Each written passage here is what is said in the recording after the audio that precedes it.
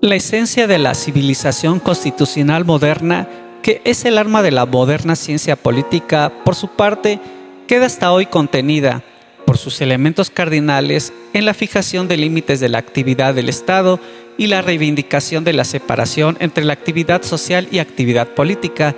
entre esfera pública y esfera privada. Kant, Humboldt y Constant nos han esclarecido ampliamente los fundamentos teóricos de este panorama de la política moderna. No obstante, falta preguntarse, por ejemplo, si solo la evolución del espíritu ha hecho, como lo es, casi indiscutible la idea de que el régimen político de la comunidad no puede desenvolverse si no es por medio de representantes, o si en su base no esté en último análisis aquel conjunto de procesos que, al difundir la división del trabajo y la transformación de la fuerza humana de trabajo en mercancía, han hecho sustancialmente inconcebible no solo la esclavitud, sino hasta la gestión de la comunidad por parte de los libres. Tal parece que solo con una total individualización de la vida y su integral privatización se logra aprender en su plenitud la noción de una esfera exclusivamente pública, sobre la que no tienen mayor influencia las posiciones sociales, como en la Edad Media, o las posiciones de nacimiento, como en la Antigüedad. Solo entonces aparece prácticamente posible la construcción teórica de un derecho público armónico y de una ciencia política y una doctrina del Estado Nacional Constitucional, que ignoran como predecesores fantasiosos el sorteo de los cargos y su ejercicio por turnos. Ideas de este tipo podían germinar con posterioridad solo en la mente de un Marx o de un Lenin, para quienes la socialización de las relaciones económicas privadas, en cierto modo, viene a reconstituir mutatis mutandis los términos sobre los que aquellas mismas ideas pudieron aparecer normales a los pensadores griegos, que vivían en una sociedad en la que la participación directa y la consecuente osmosis entre vida pública y vida privada era posible debido a la gestión de los asuntos materiales mediante esclavos. En el mundo antiguo, el negotium era la actividad de los animales parlantes, los esclavos, mientras que el otium, o actividad desinteresada en pro de la comunidad, era el punto más elevado de la virtud privada. En el mundo moderno, el fin de los vínculos personales ha enrolado a todos los hombres en el business, mientras que el ocio es considerado como padre de los vicios y la política es vista con desconfianza. No se exige la dedicación a la comunidad, sino principalmente la garantía de las esferas individuales. Volviendo al concepto de Estado, fundamento de nuestra ciencia política, dos cosas pueden ser comprobadas con notable seguridad: que es un concepto cuya invención teórica no puede ser ajena a una modificación práctica de la sociedad y que resulta un instrumento inservible y hasta generador de confusiones cuando se le transforma en el fundamento de la ciencia política y de la historia del pensamiento político. Por lo que ve a la primera observación, parece ser esencial la falta absoluta en todo el mundo antiguo de una distinción equiparable a aquella que hoy se hace entre Estado y sociedad. No podía ser de otra manera, si se tiene en cuenta el hecho de que las actividades políticas y las actividades sociales se identificaban. La exclusión del esclavo de la vida política citadina eliminaba de la competencia política a quien estaba dedicado al trabajo manual y configuraba la actividad política como una actividad noble y superior, a la que podía dedicarse solo el hombre libre de los quehaceres cotidianos. No es que para el esclavo su ser social resultara separado de su ser político, sino que incluso era impolítico o, más aún, inhumano. Del mismo modo, la posición social del hombre libre, en cuanto posición emancipada por completo de aquellos quehaceres, no estaba separada de su condición política privilegiada. El primero era más bien semejante a los animales y el segundo se movía de inmediato en aquella esfera armoniosa que es la única que nos ha sido consignada por la cultura griega. La vida política tan íntegramente liberada del trabajo, para con el que fue permanente un secular desprecio en la cultura grecorromana, venía así a fundirse de modo estable con una civilización en la que el individualismo difícilmente pudo echar raíces, y esto solo cuando los procesos sociales de descomposición del organismo estuvieron desarrollados. Ni más ni menos de esta configuración superior de la esfera política deriva no solo la exclusión de las mujeres y de los operarios mecánicos de la vida política, sino además la confusión de la política con la ética y la estética. Por lo que ve a la segunda observación, basta recordar el reciente testimonio de David Easton, que ha dedicado un volumen a desmontar la utilidad del concepto del Estado. Es un testimonio que nos interesa no por la solución alternativa que el estudioso norteamericano nos propone, sino por su eficacia crítica. Él afirma que la noción moderna del Estado está íntimamente vinculada con el proceso histórico del Estado nacional jurídico y constitucional, que presupone una completa atomización individualista de la sociedad. Por esto escribe el uso del concepto del Estado, como hemos visto, no está en situación de explicarnos la razón por la que los científicos políticos deberían estar interesados en formas de vida social en las que, como sucede en las sociedades exóticas y atrasadas, el Estado no existe, por lo menos tal y como viene definido por el pluralismo modificado.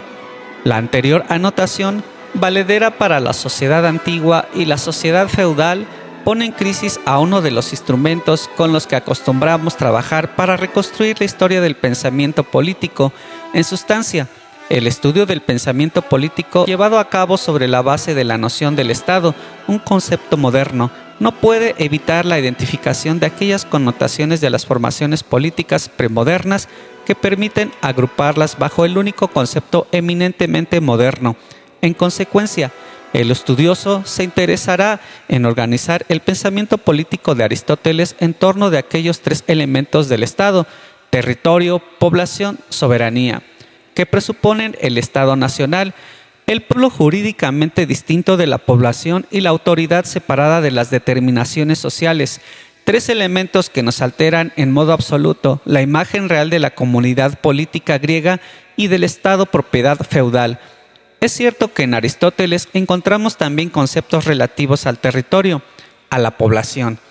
a la soberanía. Sin embargo, estos conceptos quedan incluidos en un sistema específico que se dispersaría si adoptáramos los tres elementos en una proyección genérica, capaz de hacerlos encuadrar en sistemas toto coelo diferentes. De esa manera nos resultaría difícil, por ejemplo, aferrar la importancia que tiene en Grecia la relación particular entre el pueblo y la tierra, y que, como explica un arduo estudioso de la historia del pensamiento político, aunque parezca extraño, es precisamente la que presenta el acento siempre puesto por el pensamiento griego sobre el pueblo, más que sobre el territorio del Estado. En efecto, el Estado de Atenas era la suma de las ciudades atenienses y su constitución la forma exterior de su vida política asociada. No se trata simplemente de una colección de leyes territoriales impuestas por el Estado a los residentes dentro de sus confines o de diferentes subdivisiones de su territorio.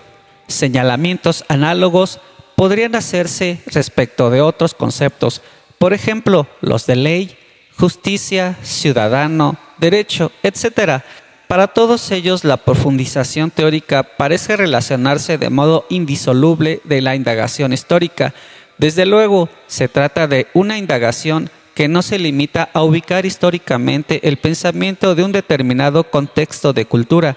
que fatalmente sería conformado de nuevo por nuestros valores culturales, sino más bien en un contexto social real que no es ignoto en sustancia y que debemos presuponer como un dato objetivo, estructurado por determinaciones no ideales, o sea, por modos históricos de relación natural entre los hombres. Es precisamente sobre estos modos sociales que los estudiosos más recientes han sentido la necesidad de reflexionar, aun cuando, precisa decirlo, la sociología moderna de la política no parece aprovechar las lecciones de la ciencia económica y tiende más bien a convertirse en una psicología social que luego se encamina hacia la filosofía. Pero sí,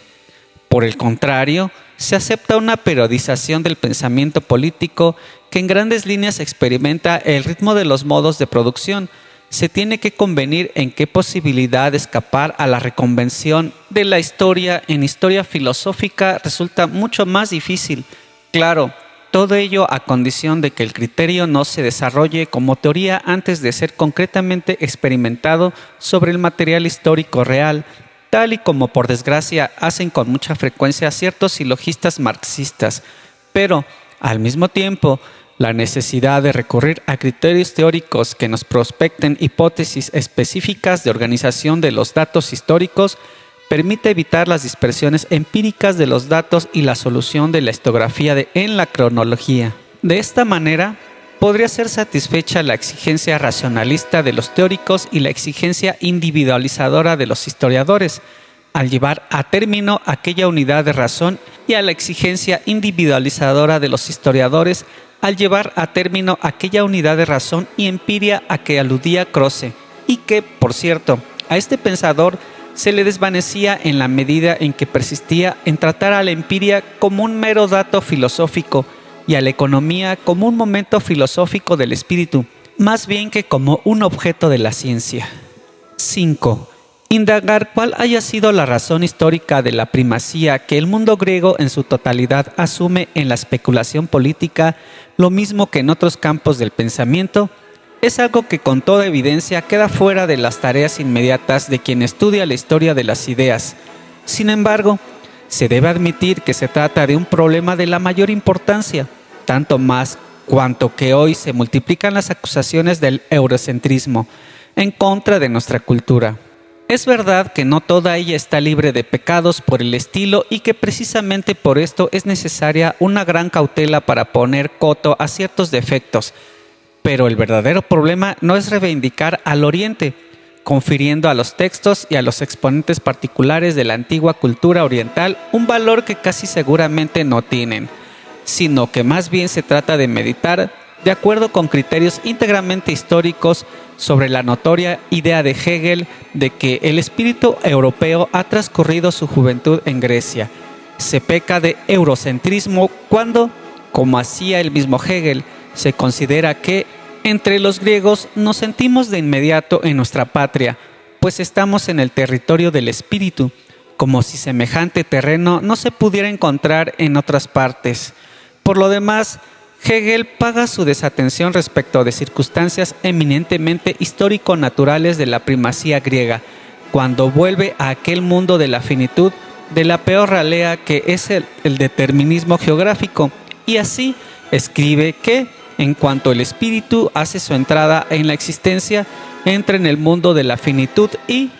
con ello, en general, en el mundo de la naturalidad, y se limita entonces a consideraciones que ofenderían a cualquier modesto cultor de geopolítica, escribiendo, para no citar más que un ejemplo, que así, en general, es la zona templada la que debe fungir como escenario del espectáculo de la historia del mundo. Para fortuna suya, Hegel no vivió lo bastante como para verse obligado a registrar las desmentidas clamorosas de los desarrollos norteamericano y ruso. Pero si estos son lastres de los que la cultura debe liberarse, ello no significa que tengan que buscar los orígenes del pensamiento sistemático en donde no existen, pues es un hecho que quien busque un pensamiento especulativo en los documentos de los antiguos tendrá que aceptar que en las fuentes escritas muy poco merece el nombre de pensamiento en sentido estricto. El interés del estudioso del pensamiento político se dirige hacia Grecia precisamente porque en Grecia se descubre una formidable excepción, y aquí, de modo más radical que en otros lados, vemos desenvolverse un doble y conmitente proceso. Primero, la superación del llamado pensamiento mitopoético, bajo la forma de un pensamiento sistemático, y después la elaboración de formas políticas que se abren a un determinado grado de participación colectiva. Ambos procesos pueden ser resumidos en el hecho de que los griegos son el primer conglomerado humano con el que madura la primera distinción entre hombre y naturaleza. Tal distinción es práctica y teórica al mismo tiempo y se manifiesta, por un lado, como discriminación real de que por lo menos una porción de la humanidad asociada respecto del modo natural y, por otro lado, como una distinción en el pensamiento entre sujeto y objeto. Se trata de dos condiciones que exigen el término de una condición meramente pasiva del individuo, por lo menos dentro de un determinado grupo social, y su transformación, por así decir, de pertenencia orgánica a un miembro de la comunidad, a actor de un intercambio ideal y práctico con la naturaleza, en cuyo intercambio él figura no solo como ente receptor, sino además como ente productivo. Del inmenso mundo de los esclavos no surgió pensamiento alguno, mientras que del restringido ámbito de los hombres libres de Atenas nos ha venido un patrimonio inmenso de civilización. Sin embargo, es evidente que no bastaba no ser esclavo y que se necesitaba, además de la comunidad de los libres, actuara como una verdadera comunidad en la que los particulares participaran de algún modo en la determinación de las decisiones. Si la existencia de la esclavitud en Grecia y en otras partes libra a una clase de hombres de las fatigas materiales, en Grecia, a diferencia de otras partes,